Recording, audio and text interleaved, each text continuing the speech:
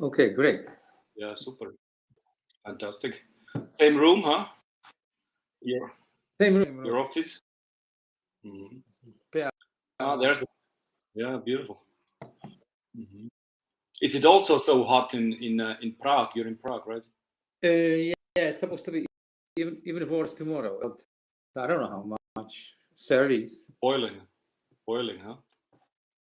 Yeah. Yeah. So it was sunny in the afternoon, but now. So the pitch will be 450 hertz on the piano, probably. Oh, what you mean 450? Like 450 in the morning, or? No, I mean the tuning of the piano. It's just no, my piano is 442. 442. No. In this room, this is an old house from 1928. It has walls. So I have a little thermometer here. Is still, I don't know, 21. Humidity 50. So it should be okay. And good for the I have piano. the humidifier there. Is it the one with the? Is it the one with a water tank under the piano? Yeah. That's the. You have to do that, because otherwise the tuning goes. It's a Model 3, but when this tuning from 1, so there's like a thicker and longer. So actually, it was a collaboration between Petrov company and Swiss company called Birger Jacobi. Jacobi is a Swiss piano maker. I saw it from time to time. Yeah. In 1990, when Petrov was inherited by Mr. Petrov, who was, I think he was a teacher of Czech language, factory with 3,000 people. So they started collaborating with Birger Jacobi. They made more grand pianos, Birger Jacobi, and then the collaboration somehow ended. One of the technicians, he said, Emil, I have these, there's 4 pianos we did, and it's 2 meters only, not 3, but it has this part where the tuning, it's, please come and check it. I check it out. Oh, this is beautiful. I immediately got it. Because in my old Petrov. And what's written on the piano? Petrov Jacobi, or? But on the frame. Yeah.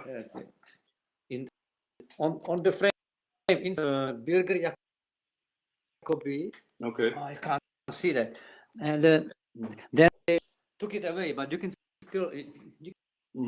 I would have to take it off, but it's on this iron frame. So it was Birger Jacobi, but they took it away. Okay. Interesting. I don't know what happened, but I mean, I'm glad to have it because it keeps the tuning, and I need it's perfect. It's now a little bit because of a little bit, always around that third. You have 3 main kind of between around the third. Even Steinway has problems around the third bridge. D sharp 3. Okay. So that's the hardest note on Steinway to, because you have these aliquots coming from the part. My problem is that I hear too well. I hear too much, So I hear these. Yeah. And when you go to the jazz club, you will play on the honky tonk piano there, or? No, I'm because it's a problem when you really hear these fraction tones. It's nothing to compare to the old tuner, Ivan Sokol, who was coming a few years ago. He was tuner for Czech Philharmonic, and they Tokyo, and the guy could hear 1.25 of 1 hertz. He could say. I mean, we can hardly hear hertz, you and me. 1/4 of a hertz. You know? Yeah, I think with the tuner, if you have 20 plus hertz, you feel okay, it's out of tune, but the guy can hear a split second of a hertz. Yeah, that's a gift. I think you have to be born with it. I don't know how that must be hard to enjoy music if you if you hear that precisely. If I have to play on a badly tuned piano, I don't enjoy myself. You know, so. I didn't understand. You said what? You mean if I'm just bad piano? Oh, yeah. That's a drag. I mean, I can overcome it. I can get over, but it's not so much fun. Yeah, or every once in a while, one key is down, right? Or you have to kind of skip that kind of note. Yeah, I was trying to do that in a Reduta Jazz Club, but you know I told them, look, because the club, especially in 15-20% humidity, which is really, really low. So the tuner comes, the next day is gone. It's a waste of money. But what happens now, these club owners, they buy these. So you have to. That's in tune, but it's tempered tuning. Some of them are, I don't know. Every year is something else, but it's okay. But a big, good piano is always bad. Yeah, definitely. Yeah. And when did you start, Emil, to play the piano? What age? Oh, what age? You know, my grandfather was, and his future bride was for Vienna, Rosalie Kolarczyk, and as a wedding gift, he bought her. So that was in my house when I was born. My grandfather died in 1948 when I grew up. There was a grand piano from Vienna. Tried to bang it, you know. So very early. What can you do? You have it at home. So you try to make a sound out of it, you know? Which is funny. And later you had a classical teacher, jazz teacher, or both, or how did that happen in your case? I probably get some the musical talent. So they gave me to teach a lady teacher, she was she put my hands in good shape. But I was a very dark age. It was too easy for me. I could remember it by memory very, and I would see, because I grew up close to the river, and the rivers were getting frozen. And so every winter I just came from the school. I wanted to be ice hockey player. And then my father was teaching sculpturing, and when his students came to our house, I said, Emil, look, forget it, it's not interesting. Look, this is F, this is B flat 7, and he wanted to be Gary Mulligan, so it was like 1959, 1960. He said, look, I will play this 12 bar, not just play this F, you know, the B flat, the chords, and I don't know how it was, but he was 10 years older. So I said, oh, this is interesting. And then it starts to be more interesting for me. Because you mentioned that every time you started playing something, you could remember it and play it by heart. You don't want to read it, right? Yeah, because his name was George Pravda, Jiří Pravda. He didn't play anything, but just try to listen to me and play chords. And then after a while, you can play something else. Play chords, and I could play the chords just to fit it. and it's a kind of improvisation. No, I was just trying to play music with him. And I went to these guys, they were half generation older than me. They were all 20. They had jazz sextet, trumpet, tenor sax, and baritone sax. George, Jiří Pravda played baritone, and he was singing. So because I was there, I could Sunday afternoon shows in a hotel in the middle of city. There was on the ground floor, so I went to the window. I put my nose on the window, see the boys playing the sextet. Wow, beautiful. Maybe this is maybe better than the Ice River. No. Oh yeah, same. I still play. I was even crazy. I was so crazy that like when I was like 40 something, 45, the group was always friends because I'm from the painter's family. They invited me, said, "Yeah, Emil, you played years ago. Why don't you play with us?" So I was so stupid that I went to play. That's the worst combination you can have: to play piano and to play ice hockey.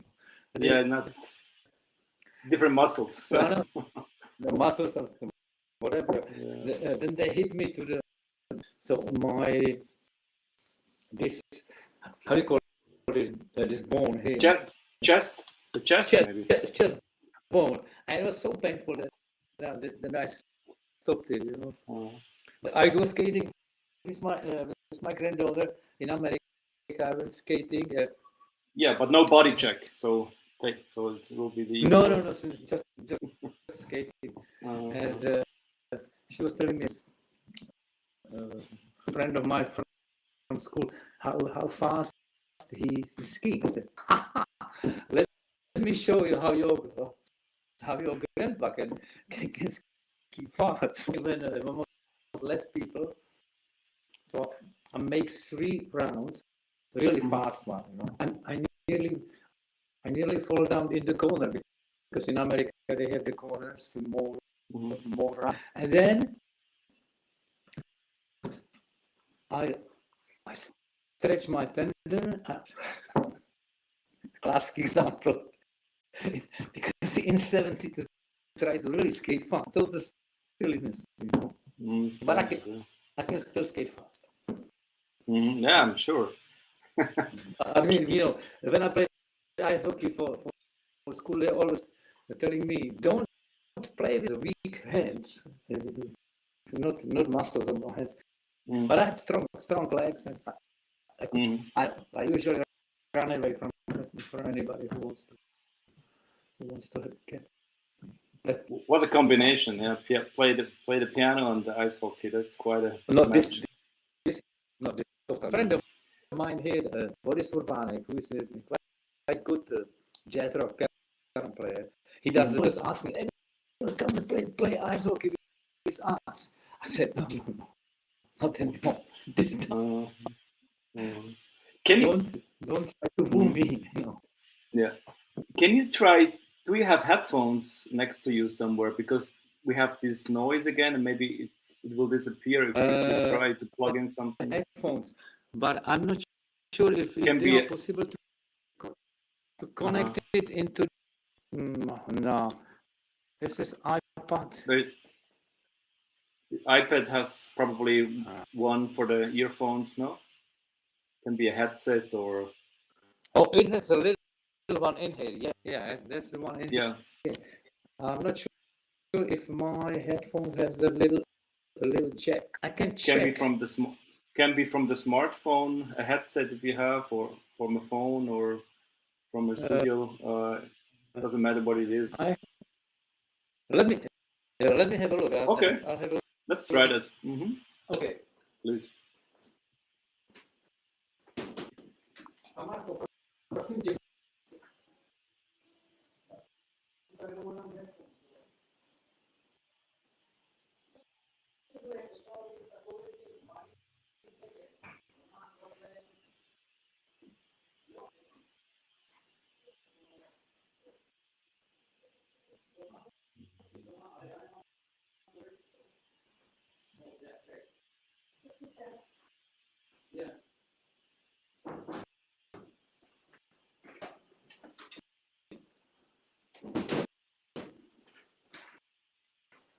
Yeah, I got it. It even has this. It has that Oh, small one. big to big jack. So Let's try. it's a little. We'll see if it gets any better. Is it better? Yeah, I Okay. think so. Yeah, I think so. The noise kind of stopped a little bit. And if you go a little bit to your left side, you're in the middle of the picture. Yeah, perfect. Yeah. Right. And you see, do you know the guy Roman Hošek? You remember him? He wrote us a message here. He studied with you in Friedland. Could be, yeah. That Is that was I was the 1989 to 2000. Each year I had 10, 15 students, but it was only 1 week a year in August. I recollect if I would see his face, I might remember him, but not by the name. okay? I will send. He works On for the train. I can't. He works. Yeah, he works for the Swiss radio, jazz radio. Oh yeah. From I can see little His Roman picture Hošek. there. I can see his picture. Yeah, Okay. I might recollect him. Yeah. The bird is a little bit There gray. was piano lessons or what? No, I was like What was general.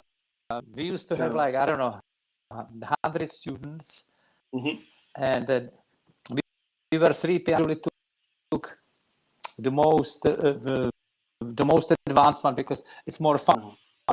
It's to teach the basics. Because this is just boring. But I'm not doing it anymore. Because it's time is. Then I go and I have some kind of like a lesson about improvisation or about our film music. I even have a book about 70 pages. I had a lesson in Olomouc, and they put the whole thing into a book. It's about the communication between a music composer and a director of the movie, which is that's a very important book, I guess, because that's quite as you know, interesting. And I read that you made a couple of movie scores, or just one, or many. I have. There is a list on. There is something which is called film music, and they list film music, TV music, and I have 120 of. Okay, I see. So after that, you had to write the book for directors to finally understand what the music is about. Directors, it's like general. They can speak with all other professions. They can speak with cameraman.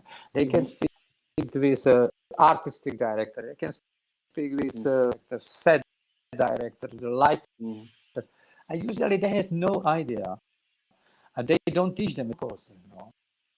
This is a beautiful story which didn't happen to me, but it happened to me one. Zdeněk Pololáň, the classical composer, and famous Czech director Macháček was telling him about the movie. He was listening. Zdeněk was listening to him, and after a long speech, he wrote down smutně, means sad. So the guy's seen what he wrote, said, "No, it's not sad." And he blah blah blah, took all the psychological stuff, put in his hand, and he put very sad. And what happened was absolutely fantastic score. I think they need your book, definitely. Yeah. Which is funny story. There's many stories like in my book. But it's also like a general direction how to what you should be aware of. I mean, what are your good contacts? I don't know if you know him, Martin Walz. Martin Walz, W-A-L-Z. He might do like 8-10 movies. My biggest hit was Condom des Grauens was the biggest hit. Okay. And the other was Liebe Lügen. This is my always in the movie understood dialogue. So you did German movies? Yeah, German movies. Liebe Lügen, or what else? Oh, I did that some kind of like a catastrophe movie in Berlin about the bombs.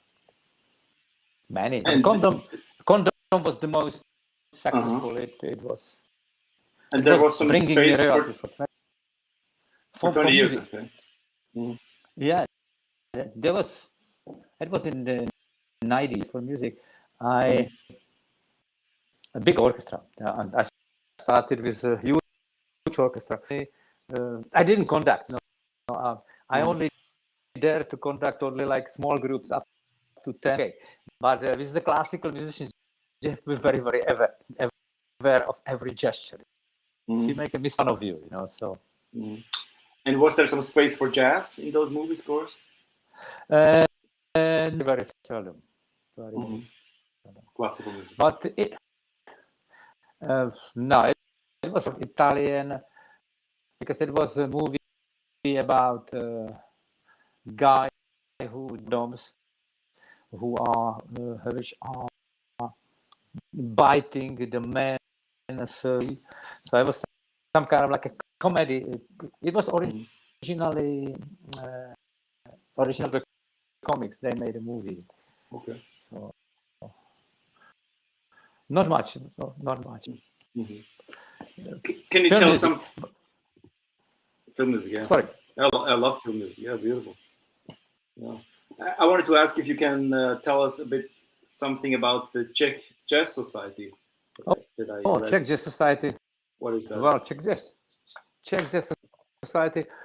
I was fortunate of Czech Jazz Society. You founded it? What a founder?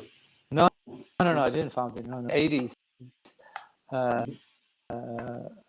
I was president 91 to 94. Yes. After the split. I mean, after the communism. What is interesting about Czech jazz, because it's because of Nuremberg trials in 1946, the Czech musicians, they were invited. There was a big band of Kamil band. These musicians were invited by American army to World War, right? And also there was a big band from America, which I think was Don Redman. Don Redman was basically swing band from Vegas, from the State Department. Probably didn't have enough money, so he hired musicians from New York, like John Lewis, Don Baez. They went to Europe. They played in Nuremberg, like 1 hour Don Redman, 1 hour Kamil Beh. And the young musicians from those both bands have met. Don Baez said, "Hey guys, this swing music you play, this is over. Now we have to play." So the guys came back to Prague in February 46, and they found quintet, trumpet, Duca Broš, tenor saxophone, Stuchley, and drums, and they played some kind of bebop. They tried. Very, very, very, very first one in Europe, because there was no recording of bebop, 48. So these guys really, which is unknown thing about a Czech jazz. They played in Prague 46, 47. Then communists came and that was it. Of course. And you organized jazz concerts for the Jazz Society, or what was the reason for those group or this kind of You mean union? when I was the president? No, I was. Yeah. I didn't do basically nothing. I was meetings. We Meetings. Yeah. tried to meetings. What should be done, and how should we try to get some money from? But as I said, I just did it for that special. Jazz is music of minority. Your trio with Peter and is it Shiri or Shirvi?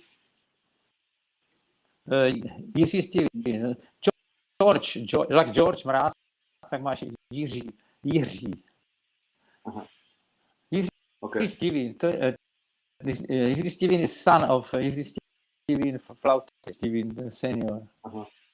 Yeah, and you have that trio a long time, because this is your main trio that you're playing most of the gigs. Is that safe to say like that? Yeah. Yeah. That's the yeah. You guys play many years together already? Yeah. It's my second trio. Before that, I have a trio with František Uhlík, and that I had like 15 years. And Laszlo Trop died, so now I took Petr Dvorský is like 50 something, and Jirka's 40 something. So, for 5 years for sure. Oh, okay. At least you mentioned George Mraz. He's from Czechoslovakia too, originally. George Mraz is from here, yeah. Yeah, you guys played as kids, or you know him? No.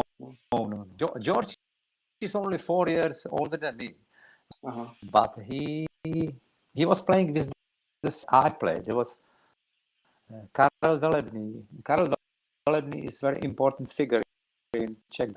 Karel Velebný was a tenor saxophone player, and when his heart was having a problem, and all the important guys, they went through his band. I mean, George Mraz, Konopasek, you name it. But George left Czechoslovakia in, I think, 1968, and I was still studying mathematics from 66 to 71 after finishing the math studies. So I had to go to the army. So I was in army orchestra starting in 71. So George was already, but we met. We knew about each other, but we met. I was playing in a club in Prague with my trio and some folklorists. And George came in and was in the audience. And I said, "Hey, Emil, I'm just having a new contract for Fantasy Milestone. Would you like to? I like these folk songs you did, and these harmonization. Would you like to do it with me in New York? How many beers did you have? Are you serious or what?" You said no, or what? He said, "No, I'm fine. I'm really interested," and he really did it. So it's like there was nice. End of December '99, and June we recorded in New York for Fantasy Milestone. So with Zuzana Lapčíková on cymbal, on big dulcimer, and that really happened. And this is the record called Morava, means Moravia. Father of George Mraz was from Moravia, and the story like George's father was killed in '68. But you probably heard that. So Russian tank went on the street of, I don't know, there was a streetcar going, and the Russian tank were, and with how you say, with that gun, you know, came into the George father to the head. So George said, well, that was one more decided to leave Czechoslovakia. Yeah, that's the reason. And you mentioned František Ulir. Is that a Czechoslovakian bass player? Yeah. It's a friend of mine. We started in army orchestra back in '71. I think he plays in Switzerland sometimes. I see that name from time to time coming up. Yeah, František is very good bass player. He belongs to that Czech school of bass players. So we played together. We went through all these amateur competitions, and then we played professionally. I would say up to 1889. That means nearly 20 years. And we still play together on some. But he has his own projects and own I think what he does. And we keep being friends very much. That's good, yeah. And when did you start playing duo concerts with Miroslav? Miroslav, was our first.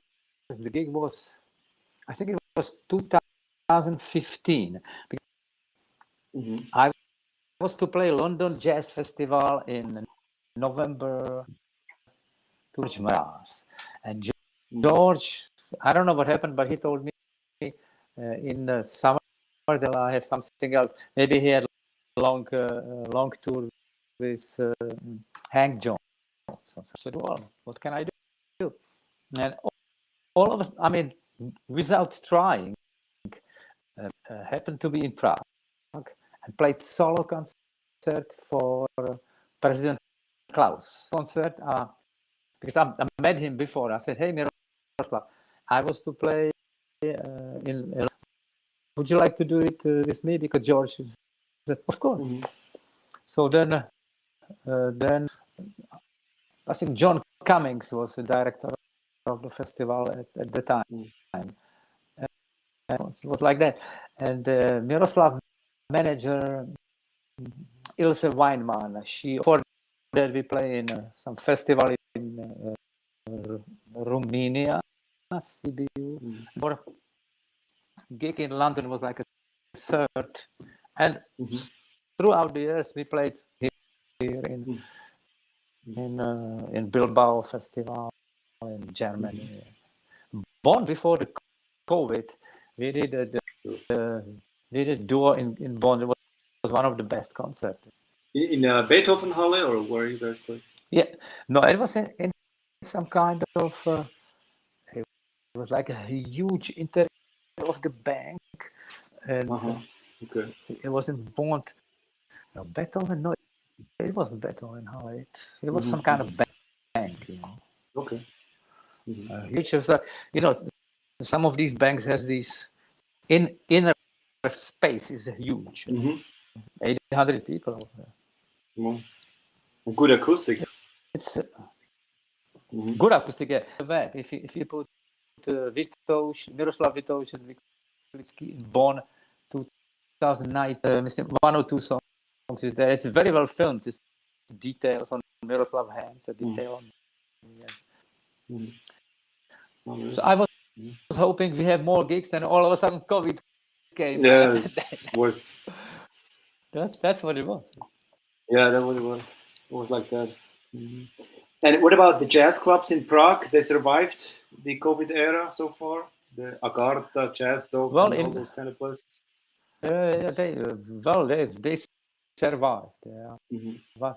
But of course, they again. But before COVID, there was like 6 or 7 jazz clubs. And for young musicians in here, it's fantastic because, you know, the young musicians, they can play. They play close to nothing. But I mean, who cares? The thing is that you can play in any other combinations. I only played in 2 or 3 of the grand piano, like Jazz Dog, or like a good electric piano. So I stopped playing in the Reduta because the piano is bad and the club ownership is strange. So I only play now. I play only Agartha and Jazz Dog. Okay, those two. I can choose, so I can do what I want. I think I met your bass Peter Dvorsky at Jazz Dog when I was going to a jam session there many years ago, and that's how somehow I found to you. I think via Peter Peter is very nice guy. You know, he's very communicative and he around the jazz. I remember one club I wanted to check out in Prague because I had the address, and I went there, and it was obviously dark and closed. I don't remember the place. I don't know how many is running now, but it's not so much as it was before COVID. It was just because there was so many tourists in Prague, so there was a market for jazz. You know? For young musicians starting with jazz, I mean,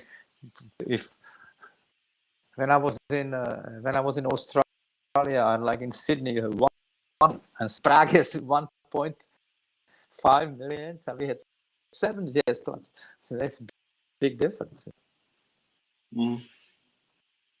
Yeah, right. And so you played a tour in Australia.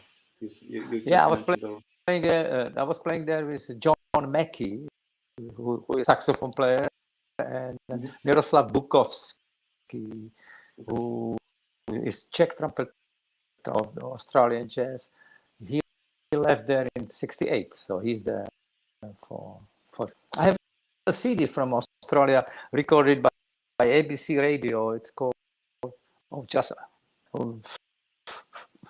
the 2 of us. No, three of us. Just 3 of us. Miroslav played trumpet, the flugelhorn. John playing tenor. Gosh, I forgot how it's called. So one of the Czech guys was living in Sydney already, or you guys are all? No, he's living there. He's teaching. I think he is the head of the jazz department at Canberra. No, he's Nokovsky. He's very well known there. He's a trumpet star, I would say. Well, they have that covered with James Morrison there in Australia. Yeah. He probably played with James Morrison, but James Morrison he usually plays trumpet. He doesn't need no other horn player, I guess. That's right. He need only. Oh yeah, it's called Live at Wangaratta. Wangaratta is it's like the biggest place. Yeah, this is Live at Wangaratta. It's like the biggest jazz festival in Australia. Nice. We play some other gigs. Yeah, I saw you toured. You toured a lot. You're going many places. Are you organizing that tour for your trio, or is somebody else helping you, or no, is it for the government? No. What?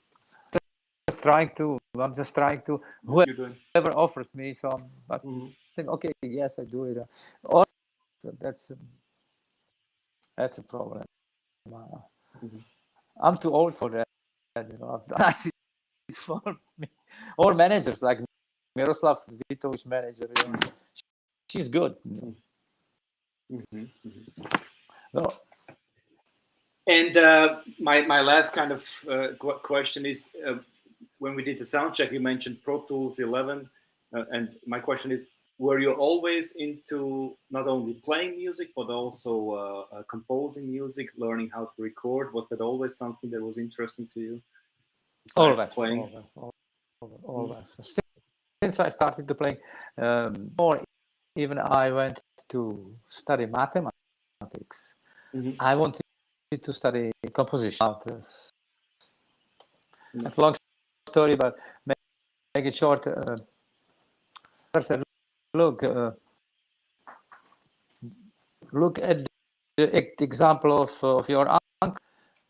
You know, the communists put him in prison for 5 years for just communist. You know, so I said, look, you can always play music like a hobby. So why don't you go and study something, mathematics as a hobby? And I was obedient boy, so I said, oh yeah, okay. So I studied.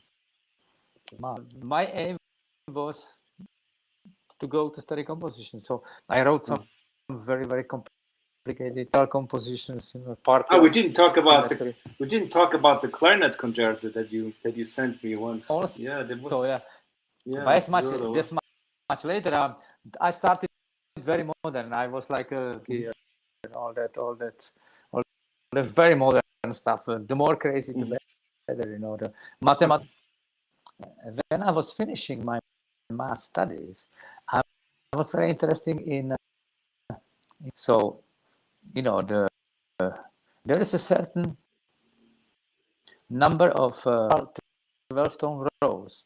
That means a row which has 12 notes, but also so Webern, Arnold Webern only knew 12. Basically, he knew 2 because the other 2 were backwards. Okay. There's about 3,000 of them. 12-tone rows. So I was trying to not with all intervals. You know, the 12-tone rows, because this just the 12 factorial, because you have 12 notes. To make combination, yeah. You have to combinatoric. 12 notes. That means minor, second, and as I said, Schoenberg and Weber knew only 2 of them, and the third and fourth one was answer. But it's more of them, and that was discovered by computers in. And I wanted to do some diploma work on that, and the university said, no, you can't do that. So when I started composing, I was using these. I was lucky. And what was it coming from your mathematical brain and the music brain? You wanted to make this together? Yeah. That was coming from mathematical brain, just to organize everything by which is in a way logical sense. Yeah. It is really the truth. Because it has to be emotion. You can have some rational considerations, but then you have to come with a pure intuition. If you don't put it together, 30, 70, who cares? But it has to be both. The computers would never make it. That's be just cold, unhuman, and no emotions. You know, that I discovered very, very early. Did you record your movie scores at the Smeky Studios in Prague? There is this big film. Yeah. My first recording studio mostly. But prior to that, that's an interesting story. Prior to that, I worked because when I quit my mathematical studies and to continue as to study my doctorate degree, I came to Prague. I need to live, you know. So I used to go to studios as a studio musician, all kind of music. So I was hired for any recording. I think it was in 1985. I was hired by Supra, not by the Smečky, to record in Smečky certain music for a film. At the time, nobody knew this is famous David Lynch, right? What is who is David David Lynch. It's the. Do you know the movie Blue Velvet? I think I heard about it, and I know the name David Lynch, but I'm not sure what you're talking about. David Lynch, Blue Velvet. Art wrote the score, but the problem was that Badalamenti was a composer who had that French horns. You have to write French horns a fifth in F. No, they are not in C. Right. So super for translating, but the lady could translate the normal talk. But music conductor was Dr. Koníček, very good conductor, specialist on film music. But he only spoke German. They asked, is somebody from the musicians who speak English? I said, yes, I do. So I was communicating and between the conductor. There was there is one scene in the movie, 15 minutes from the beginning, where there was something written he said, no, that's too much, less, just piano trio. So we played what's written. He said, not that. So Robert Balsar was playing with me. I said, hey, Robert, let's play the circle, Dr. Hoy. So, okay, so we play that.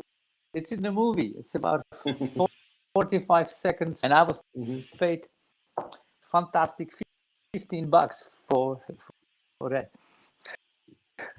But I forgot about it. And 10 years later, I'm coming to the movie Blue. I'm sitting next to my wife. I said, hey, this is my music. That's me. I said, shut up. Watch movie. Don't disturb people. I said, no, this is me playing. No. So you heard it in the cinema. You heard yourself in the cinema. Yeah, because I recognize myself. So it's my 40 seconds in there. 40 seconds of fame. Yeah, but not playing. I'm playing all the piano parts, but 40-second music, which is not written by the original composer, because Lynch said, no, play something else. But I learned by that process of being studio musician is done. See, so I was watching how this is done, and then I start for short movies, like for children, animated movie, cartoons, 7 minutes long, so because it was like a state orchestra, they were paid, the full orchestra, so I could use them. Now there are 80 people for a cartoon, they would kick you out. Said, are you crazy all the time? Well, they were even happy that they can have. So you finish it on a Friday, you give it to copyist on a Monday morning. You hear it, and you hear because I tried my Penderecki stuff, and all of a sudden Mario Clemens, the conductor, said, "Hey, composer, come here." All be patient. So it's gonna be fun. So I'm coming into the studio. He's pointing at the score. Here you have cellos, and you have it with bass clarinet. You can't do that like that. That's the usual. Oh, excuse me, Mr. Conductor. What are we gonna do? He said, "Well, it's easy. We just." So this is fantastic because you finish on Friday. On Monday, you hear everything what you do. So this is a Prague set, absolutely. That's the best. So this is how I learned what to do or what not to do. Beautiful. Yeah. Is in the summer jazz happening in Prague? Are there some festivals like in Europe, everywhere, like jazz festivals? Yeah. I played with Pavel Hruby at the festival last week. Last week, yeah. He played at Moravia. I go in Kroměříž festival as a classical festival. They will do my performance of my second opera, Ackermann aus Böhmen. Be on August 6th. Okay. And then we play in the afternoon, and then we play jazz trio with Petr and Jirka. After your opera is performed. No. Because my opera Ackermann and all is only. I will be listening to opera. Then I go on stage and say as performers, and then go play jazz. Sounds like fun, yeah. After reading so many notes, finally you can hear something improvised. Yeah. I'll be just a listener, you know. Beautiful, that will be. That is August 6th, you said, right? August 6th, Kroměříž. It's a beautiful morning. Beautiful. That was a lot of fun talking to you, Emil. It was dynamite. You're going from one story to the next. It was really easy for me here. Yeah, well, thank you for the invitation. And, we'll see us maybe on some project. If you can play my clarinet concerto, I'm coming. Yeah, I prefer we start back again with that trio. I wanted to have the chance to play with you and Miroslav. You can do that, yeah. But, maybe slowly things are getting better, and I have more energy to start again. Miroslav Miroslav is now concentrating on his. I think he's preparing for Manfred Eicher. He's preparing that. I've heard it. It's very, very interesting. Bass solo recording, or? No. Orchestra. Full orchestra. Everything written by him. 5 movements. It's all together 40 minutes of music. I've been in his house. I've listened all of it. It's very because he has all that experience with improvisation and with. You won't hear any. Some of them like rhythmically not that difficult. As playing jazz.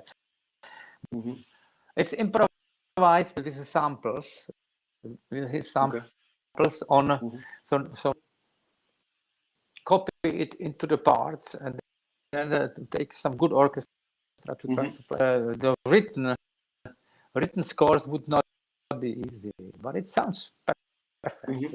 Oh, interesting. No, look for so that. Try to find it. I mean, Miroslav would never say no. When we ran, the young Japanese pianist or Ichiro, I can't remember his second name, but asked him more and recorded trio with him. It's not bad at all. I like the young boy musicians. And I think his Miroslav price is rather high, and they pay that. So because we talked about going to his studio because he likes to record at his house, right? Yeah, maybe. No. That would not be possible because he now only does samples. So I guess if I know somebody, he wants to sell his Yamaha. That's good piano. I practice with him. When we practice. But I mean, in this weather, you have to keep it in shape, tune it, and he realized. So I'm not sure if he sold it already, but so we have to because